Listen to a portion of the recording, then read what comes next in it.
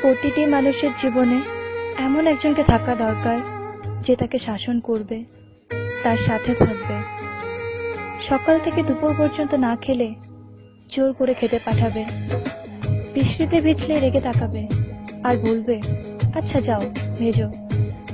জ্বর আসলে বলবে ওষুধ না খেলে কথা বলবো না কিন্তু,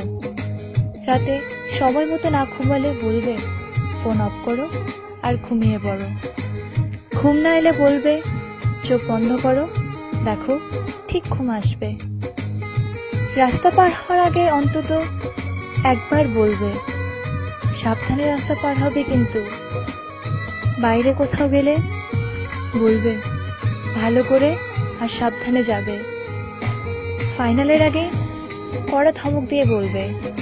হোয়াটসঅ্যাপ বা হাইকে অনলাইন দেখতে পেলে আমি তোমাকে ব্লক করে দেব, তখন হাজারবার বললেও আর অ্যাড করব না।